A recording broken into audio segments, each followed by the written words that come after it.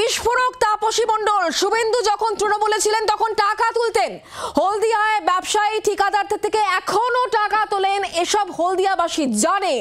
দাবি হলদিয়ার বিধায়ক তাপসী মণ্ডলের। সম্প্রতি বিজেপি ছেড়ে তৃণমূলে যোগ দিয়েছেন তাপসী মণ্ডল। গত 10ই মার্চ তিনি দল বদল করেন, আর এবার দল বদলেই বিস্ফোরক অভিযোগ করছেন তাপসী মণ্ডল। ঠিক কি বলেছেন তাপসী মণ্ডল, তার বক্তব্য শোনাবো। এই হলদিয়ার মানুষ জানে, উনি যখন তৃণমূলে ছিলেন তখনও হলদিয়া থেকে উনি টাকা তুলতেন এবং টাকা নিয়ে যেতেন। আর হলদিয়ার মানুষ, হলদিয়ার শিল্পপতি যারা আছেন, হলদিয়ার ছোটখাটো ব্যবসায়ী যারা আছেন, কন্ট্রাক্টররাও যারা আছেন, এখনো উনি কিভাবে তাদের কাছ থেকে টাকা তোলেন, এটা হলদিয়াবাসী জানে।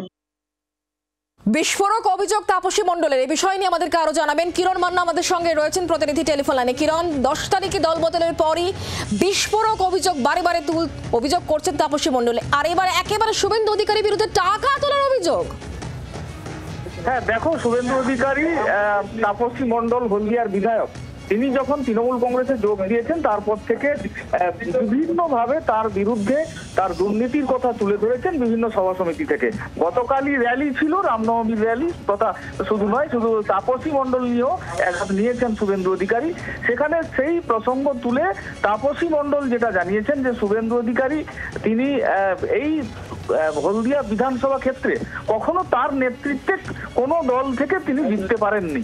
তার কথা শুধু বলার পাশাপাশি শুধু এই কথা নয়, তিনি বলেছেন যে হলদিয়াতে বিভিন্ন জায়গা থেকে তিনি টাকা নিয়েছেন এবং এখনো নিচ্ছেন, এইভাবে তিনি অভিযোগ করেছেন।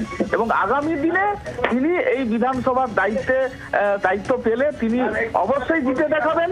এবং যে বামফ্রন্টের তরফ থেকে যে তিনি জয়লাভ করেছিলেন, পরে বিজেপি থেকে জয়লাভ করেছেন, এবং তিনি নিজের কারিশমায় এবং তার সঙ্গী সাথীদের নিয়ে, হলদিয়ার মানুষকে নিয়ে তিনি জয়লাভ করেছিলেন। শুভেন্দু অধিকারীর এখানে গুরুত্ব বা তার কোনো নেতৃত্বের কোনো মূল্য এখানে ছিল না, এমনটা তিনি বোঝাতে চেয়েছেন।